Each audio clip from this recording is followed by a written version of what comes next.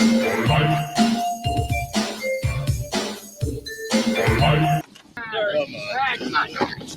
you swine! You might have brought us out here, but there is no way in hell you're gonna make me stay in that cabin another minute! Oh, yeah? Yeah! Ogre, in the water! Oh, that's right, I forgot. You guys are unbelievable. We spared you, didn't we?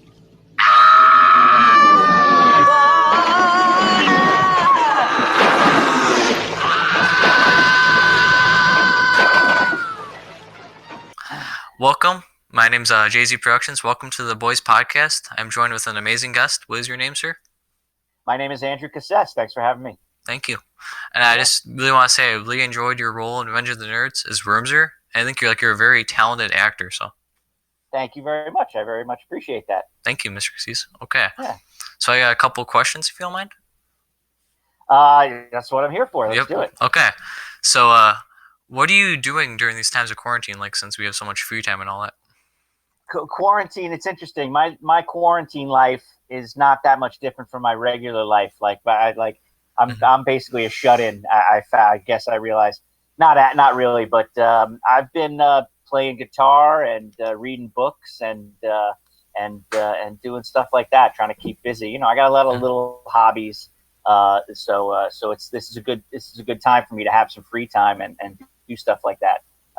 So I feel kind of lucky. It's cool. It's really cool. Yeah. Awesome. I like that.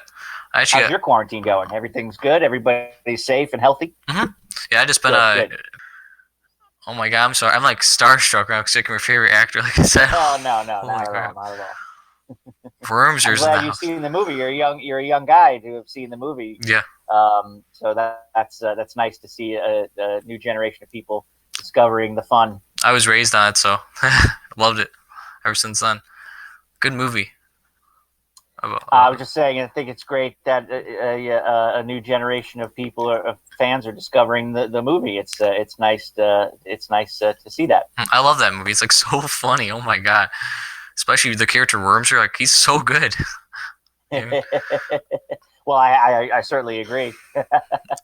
Okay, so for my quarantine, I've been streaming on Twitch, Twitch, right? You know what that is? Yeah, I've heard of it. I'm not on it though. I've been doing that, and I've been editing stuff, like YouTube videos, like these podcasts. I've been editing. Yeah, it's a good time for stuff like that. Yeah, I mean, it's a good time for that for things. You need a big block of time to do stuff like that, and everybody's got big blocks of time now, so it's good. Mm-hmm. That's distractions. It's nice. Mm-hmm. That's why I just basically stay at home. Don't go out that much either, to be honest. Yeah, well, there's so much you can do, especially if you have a podcast or something like that, which is actually a lot of work. People think you just go on there and talk, but then there's the whole post-production process, and it's just time consuming. Yeah. So, what made you want to become an actor, and who's your biggest inspiration for acting? What made me want to become an actor? You're a kid, so you're just kind of doing stuff. It's not like you decide that this is what you want to do. But I was just had high energy, and I would do a lot of impressions. And I used to do bits and skits of comedians and stuff like that. I remember my first grade teacher would bring me into somebody else's classroom to do a skit, mostly Steve Martin stuff. So that would be my influence.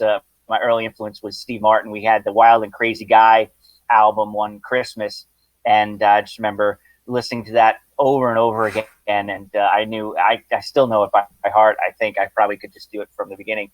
But so Steve Martin, I did a lot of Steve Martin bits, and they were like, "Hey, this kid, has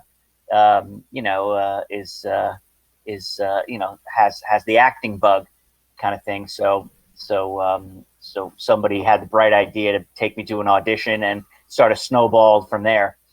I did I guess my first job was I did a local theater production of Oliver, and it was just tremendous fun, and it sort of snowballed from there. That's really cool. Wow. Yeah. Oh, awesome. You were really good, in Revenge of the Nerds, really good. Thank you very much. I appreciate that. You're welcome. Welcome. Yeah. Okay, so I can't watch it personally myself because I can't watch myself on screen. Really? I'm just like, oh, yeah, it's hard. It's hard, but I remember the production very fondly, and I still keep in touch with the cast, and it was really just a great time, just a lot of fun. I have a lot of fond memories. That's really cool. Wow. Yeah. With Chris Armstrong, you got Robert Carradine. What is your favorite character role that you have portrayed? I'm assuming Wormser. Wormser certainly is certainly got to be up there. It's a lot of fun. Favorite role I've portrayed.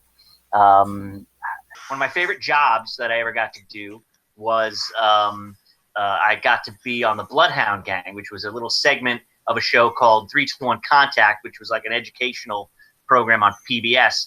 They do science and stuff like that. And then at the end, sometimes they would have this little 10-minute bit of these three detectives who were the Bloodhound Gang, and they would solve a mystery. It was very Scooby-Doo sort of the types of mysteries that they would solve. But so yeah, I got to be on the Bloodhound Gang, and I was just absolutely starstruck on the set of it. Because I was a huge fan of the show, and the three detectives, kids in the show, like it's just a gig for them, I guess. But I was just like, this is amazing, so amazing, and I really, that was definitely my favorite, or one of my favorite roles that I got to play. I mean, so I was like this weakling kid, and there's this woman who sold an elixir, and there was this egg that you had to try to break, but that was the scam, because you can't break it if you do it in a certain way. And the Bloodhound Gang figured it out that the elixir was BS, and that it was all this woman was just a scam artist. I think it was called The Magnetic Woman. We tried to find the episode title. I think that's what it was called, but I'm not 100% sure. But I'm still trying to look in the archives to see if I have it or anything like that. We couldn't find it online, but yeah, that was such a thrill to be on that show, because I was a huge fan of it, and I really it was memorable for me. If you could pick any role in any movie, like TV show, movie, play, etc., what role would you have portrayed? But obviously you haven't yet, but you wish you could have. Wish I could have. That's an interesting question. I don't think about that much, but I love The Matrix. That's a movie that I wish I could have been in. I auditioned when I was a kid. I auditioned for Honey, I Shrunk the Kids, and I love movies like that with the shrinking people and stuff like that. It's one of my favorite things, and I really wanted to get in that. I didn't get it, obviously, but that would have been a role that I would have loved to have had. This role, and Marcia Strausman, Kristen Sutherland, and who's Max Headroom, Matt Frewer. Are the adults in that movie, and then the kids, So but that's a fun movie, and I really wish I had been in that. That'd be cool. Yeah, I could see that. You actually being in that, I could see that, because you're such a good actor. So I could see that. I think they if I remember correctly, they auditioned me for the little kid role, which sort of similar Wormser-esque type of thing, and I think that's probably why they thought of me for it. But I was too old, and then. So they had me read for one of the other parts, the main kid, Russ, I guess, little Russ. But I wasn't the right fit for that, so it didn't work out. But yeah, I love that movie, and so that would have been a fun thing. That's cool, really cool. Yeah, awesome. Okay, over the years of your career, do you still keep in touch with your co-stars? So yeah, I see them at like conventions and things like that. They have a lot of nerd reunion things, or at least in the last couple of years, we've been doing stuff like that. So I see them once or twice a year, and it's always fun to hang out and see everybody. Everybody's doing great, and so it's a lot of fun to keep in touch with everybody. We didn't see Tim Busfield for a long time, but I saw him at the last one. Oh, Poindexter. And it's just so great to see him again, and he had a great time, and so it's just a fun. Everybody's got fond memories of it, so it's fun to relive that stuff. That's really cool. I like that movie. That's like such an iconic movie. Like whenever I try to show my friends, they're like, "Wow, this movie's pretty good, Joe." Like, wow, I like that movie. It's amazing. It's definitely of its time. They've tried to remake it a few times, or not a few times, but one time that I can think of. And it's just, I don't think you can make that movie in today's a cultural environment. It's very much of its time, and you know, I don't think it's reproducible.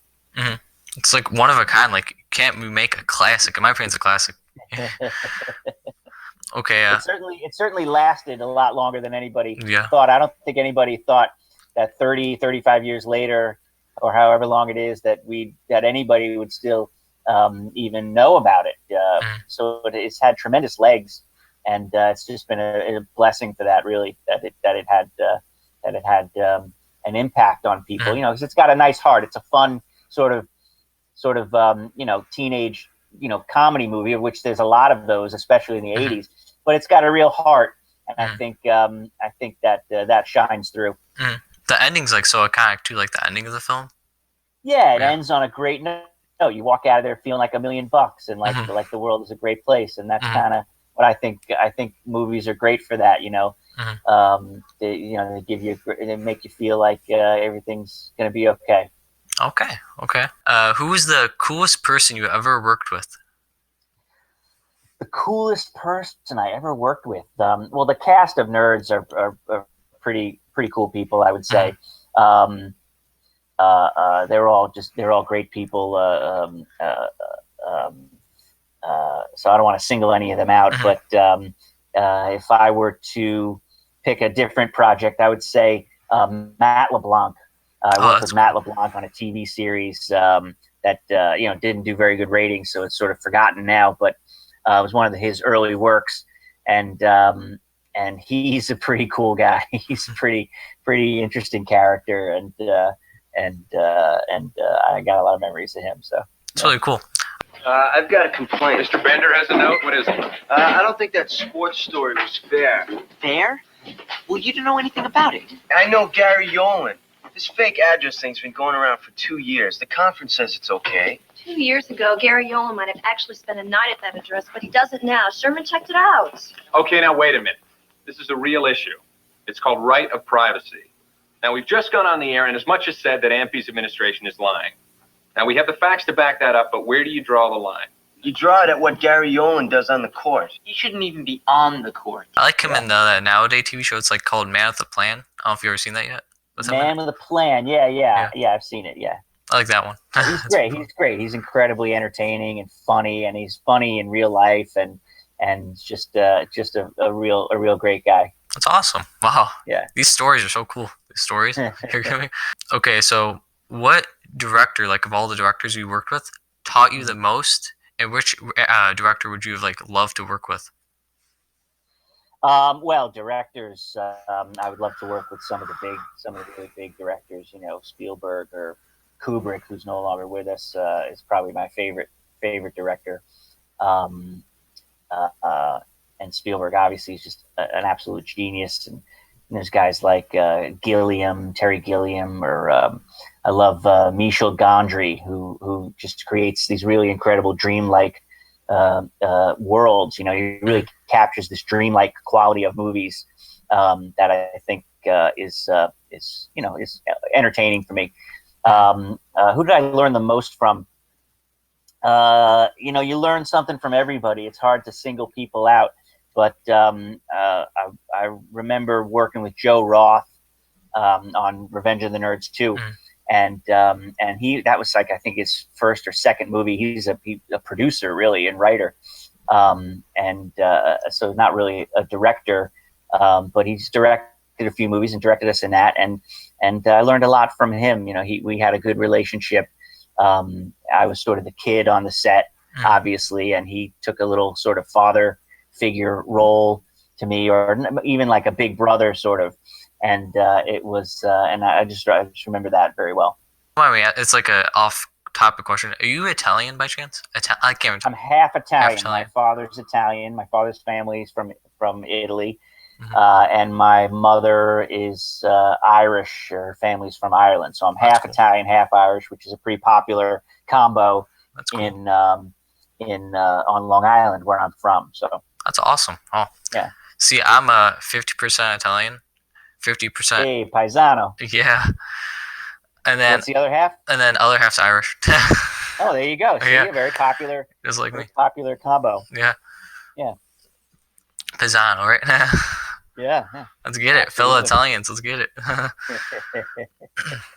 So you can tell with my last name Zito. It's kind of sort of Yeah. yeah. Joey Z. Hey, it's Yeah. Joey Z. Yeah. If you weren't an actor, what would your career be? Well, what other interests? Oh wait, and hobbies do you have besides acting? Well, I always wanted to be a rock star. Ooh, okay. I'm not quite good enough musician, guitar player for that. But I would certainly love to have done something like that. But I'm also a math and science guy, and I like engineering and programming. I think I dabble a little bit in that. Learned a few programming languages over the years, and that's something that I've been hobbying out over the quarantine. I got a few stupid little projects that I like to work on, and so maybe I would do something like that probably. That's really cool. Awesome. Yeah. See, I like doing programming too, like writing stuff. That's what I like to do. It's fun, right? You just Yeah. dive in, and it's pretty amazing what you can make these computers do sometimes. Yeah. It's pretty amazing to make them do stuff and not just click the button or download an application, but to build one. Yeah. It's very fun. Yeah, true that. Okay. Hopefully when things get back to normal sooner rather than later, are there any projects that you have in the works? Any projects? I'm talking with a filmmaker, a director, writer friend of mine who has a pilot that he wants to put together before the quarantine hit, and then so that kind of got put on hold. But hopefully, when that comes out, we'll be able to revisit that pilot. A little time travel storyline, which is another a favorite of mine. I love time travel movies. Yes. They're just tons of fun, That's cool. Actually, right. I don't know if you said you like read stuff too, right? You like to read books and all that? Oh, yeah. Yeah, I'm trying to read Dune right now before the movie comes out, which probably it's supposed to be December, but it's probably going to be delayed. But that's a big book to try to get through that. And, I love the original David Lynch movie. But I've never read the book really. So I want to try to read the book before this new one comes out. But you said you're writing something? Actually, right. Believe it or not, sci-fi time travel stories. If it's up to you, wow. I could like send you them via Twitter if you ever want me to do that. I would love to. I have a couple myself. Really? That maybe we could exchange notes. Sure. Yeah. I don't mind. Maybe in the future, like when I get older, of course. Like I'm old, not like old. Like I mean, if you want to like write a story together, we could. That'd be cool. Yeah. Absolutely. Oh my God, you're so amazing. You are. Okay. What advice would I give young people who want to become an actor? Well, you got to just do it. You find opportunities for you. You probably need to be in LA or New York to really get a professional career going. And I met Oliver Stone one time. I was lucky enough; he came to do a talk at the university. I went to NYU. He came and did a talk at NYU, and I was lucky enough to meet him. We snuck in. We didn't have tickets. A friend of mine, my roommate, and I, we snuck our way in, and as he's coming down the auditorium, I jumped out and shook his hand, and he was very nice. And I asked him if there was any advice he could give to a filmmaker, starting out. And that's the same advice I would give any artist or a person trying to become an actor. He thought for a second, and he said, "Don't take no personally." And I think that's probably some important advice. There's a lot of reasons to be discouraged by the experience of doing this stuff, and a lot of things that'll get you down about it, and a lot of reasons to quit. But if you keep at it and don't just believe in yourself really, and don't take no personally, because it's usually not personal, and it's not a reflection on your talent or on your worth or anything like that. It's just business, and you just keep plowing ahead, and if it's what you love, then do it, and that's all that matters. Okay, wow, that's good advice. Actually, really good advice for people. Hopefully, someone will be encouraged by it. Yeah, make more people become actors. Yeah, help them a lot. Yeah, well, if it's your passion, Yeah. you have to want to do it for the sake of doing it, and not for the sake of being famous or rich. Mhm. Most people don't achieve that level of notoriety. Um, but if you love the doing of it, then do it, and that's all that matters. It's really cool. Good advice. Thank you. Yeah, you bet. What's your favorite band, like music group? Well, the Beatles, I guess. Good. Everything starts with the Beatles and then fans out from there in my musical experience. But I like maybe 5% of every genre, and there's a lot of bands I love. Um, um, but I like about 5% of every genre. So I listen to classical music and a little rap here and there and jazz and but if I had to pick a band, the Beatles are it. I also grew up on Long Island, and Billy Joel is a big influence to me. He's just an amazing songwriter, I think, and so I love his work. And I guess I go way back. I don't know a lot of bands today. I was lamenting to someone that there's no good music being produced, but they pointed out no, there is a lot of great music being produced today, but it's just harder to find. It's not the distribution methods are not as easy to find. So you used to tune in the radio and go to the record store and you could figure out what was out there. But now it's just the Wild West, and you have to really search for what you're looking for, and it's a little harder to find. But there's just tons of great music being produced. So it's hard to pick any one, but it's all about the Beatles for me. It's cool. I really like, believe it or not, I like the 80s music. I don't know why. I just like it. It's amazing. 80s music is a great time in music. It's we were we used to make fun of disco. Disco was out, and the 80s music was in. There's a lot of new wave and Euro pop and all that stuff. Some great bands. But I've warmed back up to disco. I've rediscovered just how great some of the classic disco is before it became a little over the top or sort of a caricature of itself. But some of the classic disco is amazing. And yeah, 80s music is classic. I can't believe it gets played on classic radio. Songs that I grew up with or whatever. I'm like, oh man, I'm old. Like this is now classic the way like 50s music was when I was growing up, and it's weird to think about that, but that's how things change, I guess. Yeah, 80s music is great. Prince is the icon of the 80s. Such great music, and God, who else? We used to cover a band I was in used to cover Duran Duran songs, and there's just so many great 80s acts. It's a great time in music. Wow. So you actually, my favorite band, I actually got to meet them. They were 70s, 80s, and 90s. I actually got to meet my favorite band. What band is that? Queen. Oh, Queen. Yeah. Yeah, Queen is amazing. You got to meet them? Freddie Mercury? No, not Freddie. No, I wish. Freddie, yeah. Brian and Roger. Brian May and they're an amazing band, right? What an incredible sound. It's so they're so unique. You can, even though they have a range of different songs that sound different, you can tell it's Queen just immediately.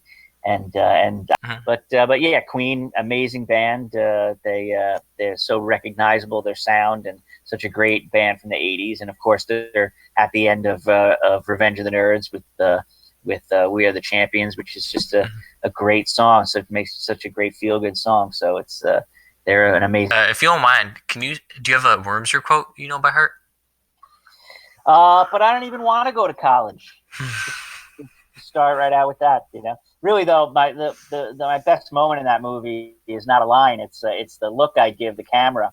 So that's my most memorable moment, probably, with the little eyebrows and the smile. Oh yeah, that one scene. Yeah, I don't even want to go to college is a line I remember pretty well. Yeah, I know. You talk about that one scene where that you guys are at the party and then the two girls and you're like, wait, like doing that. Mm-hmm. Yeah. That's such a good movie. Oh my god. It's definitely a lot of fun to watch, even today. And it's it's a dirty movie too. It's probably a little controversial nowadays. Yeah. But we had a lot of fun. I had a lot of fun with it, and the audience has had a lot of fun watching it. So that's the important thing. I like it. Thank you. Any thing you want to shout out or promote? No, I'm not promoting anything at the moment. Really, just happy to have a little conversation with you, and thanks for having me on your podcast. But everybody's on lockdown kind of thing. But I wasn't sure what we were going to talk about, even because I know you guys talk a lot about cryptozoology on your podcast, a lot of crazy stuff. And so I was brushing up on my chupacabra and conspiracy theories and things like that, which is always a lot of fun territory. Thank you for your time. Yeah. I appreciate everything you do. Thank you very much for having me. I appreciate it as well. I'll be sure to send you the link when I post it. I got you. Yeah. What do you think the turnaround is on that? What do you guys? Probably will post it next week or next week. Next that's week, pretty quick turnaround. So, or the week after, so I could like edit this, of course. Yeah. It's gonna be a job to pull it all out. Yeah. But no, I really appreciate your having me on.